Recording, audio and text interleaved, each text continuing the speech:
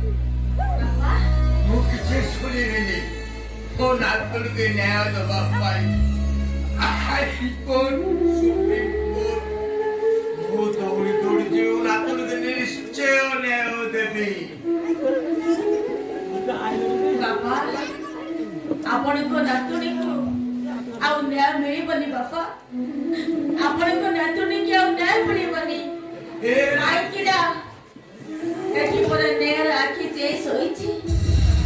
ଟଙ୍କା ଯାହା ପାଖରେ ଅଛି ସେ ନ୍ୟାୟ ନୀତିକି ଧରିଛି। ହେଲେ ଆମ ଦେବୀ ଆଉ କେବେ ନ୍ୟାୟ ପାଇବନି। ବାପା ଆଉ କେବେ ବି ନ୍ୟାୟ ପାଇବନି। हे मट्टी, हे आकाश, हे पानी, हे पवन सबु जदि सत्य, मो भागवत गोसाई जदि सत्य, ताहले मो नातुणीकी निश्चय न्याय मिलिबो। आउ फांसी पाइबो सेई नंदलाला। फांसी पाइबो। से कथा भूली जाओ बापा। एबे केमिति बचिबो से विषय चिंता कर।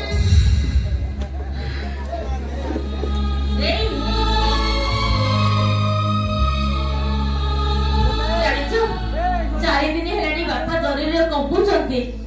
एपर्यंत भी मुठे भात भी ताको पेटको जाइनी। औषध आनिछटी देला मु सेथु बापा को गुटे पान खुआइली। अरे केमिति आइबी कहलो। टंका न देले औषध कानी औषध बाबू मना कर। मना कर देला ताले आमे कोन आको बापा को औषध टिके देई परिबानी। कोंटा साथ एक घर क्या कर दे। साई भाई मो को चाउ ना। कोंटा साथ को हुकुम आमे काली अर्थत पे ताकर मन सुचिबा स्वामी स्त्री दी जण ताको पाखरे मजूरी खटिबा। साई भाई मो को चाउ ना आंती। हमर के गुला बक्सा दो ना। पूरा पैसा बुरी गला बेपार बुरी गला। कोन खिदा केमिति बचिबा। अरे कोन केमिति बचिबा।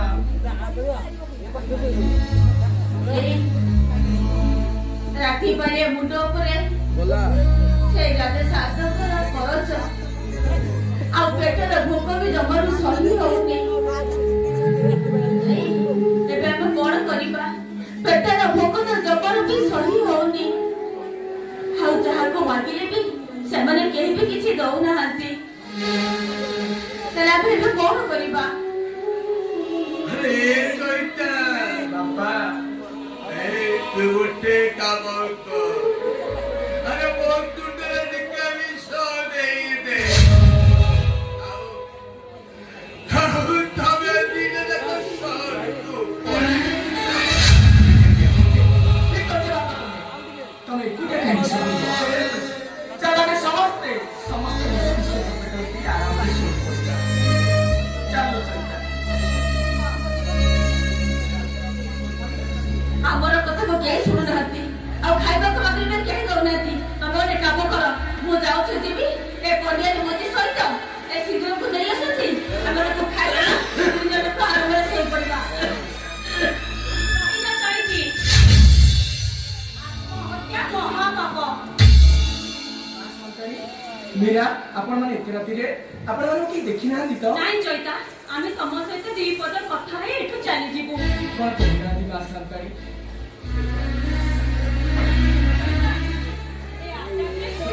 टंका अछि मासंकारी ए टंका नहीं तमे तम बापा और स्त्री को धरी गां छाड़ी शीघ्र पळै जाओ। अपन कहीं देखी ना दी। अपन ठुर चली जा।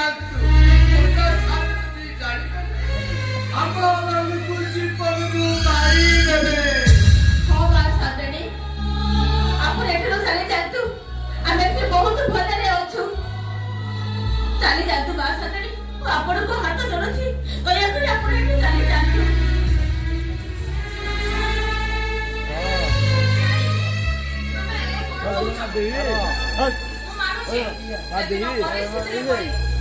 ମୁଁ କୋର୍ଟରେ ମିଛ କହିଥିଲି। ହେଲେ ମୋ ବାପର ପ୍ରାୟଶ୍ଚିତ କରିବା ପାଇଁ ମତେ ଏତିକି ଟିକେ ଚୈତି ନାରୀ ମଥାର ସିନ୍ଦୁର ନାରୀକୁ ଦୁର୍ବଳ କରିଦିଏ ପୁରୁଷ ପାଖରେ ତାକୁ ବନ୍ଧା ପକେଇ ଦିଏ ଆମେ ଶାଶୁ ବୋହୂ ଦୁଇ ଜଣ ନିଜ ନିଜର ମଥାର ସିନ୍ଦୁର ପାଇଁ ଆଜି ବିଚାର ବିମର୍ଷ ହେଇଛୁ ପାପୀ ଆଉ ପାପକୁ କୋଳେଇ ଦେବାକୁ ଆମେ ବାଧ୍ୟ ହେଇଛୁ ଆମେ ଆମ ମଥାର ସିନ୍ଦୁର ପାଇଁ ତମ ପାଖରେ ହାତ ଯୋଡ଼ି କ୍ଷମା ମାଗୁଛେ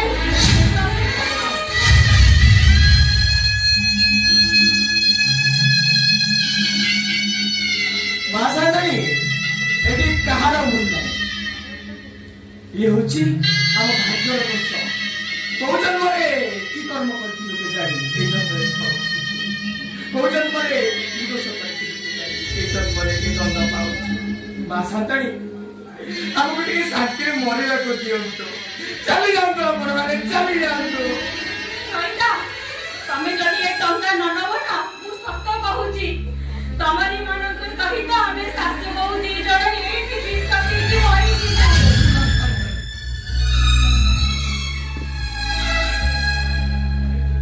ଏ ହତଭାଗିନୀ ମାର ଅନୁରୋଧ ତମେ ରକ୍ଷା କର ଚୈତା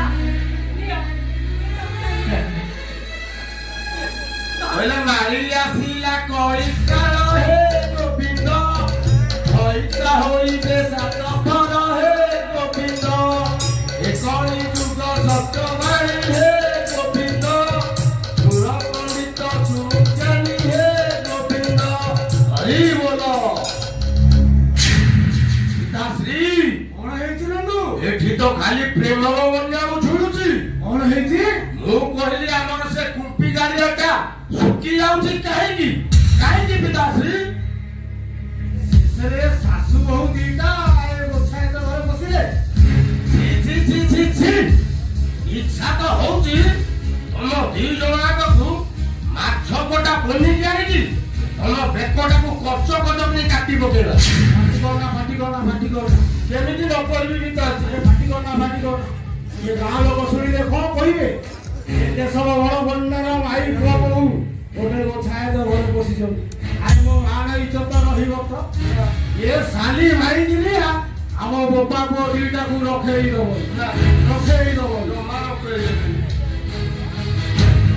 ଏ ନନ୍ଦ ଶ୍ରୀ ଆରେ ଇଏ କଣ ଗୋଟେ ଆଟା ଧରିଛି ଦେଖିଲୁ ଶଶୁର ସେ ଆଟା ଧରେ କଣ ରଖିଛି ଦେଖିଲୁ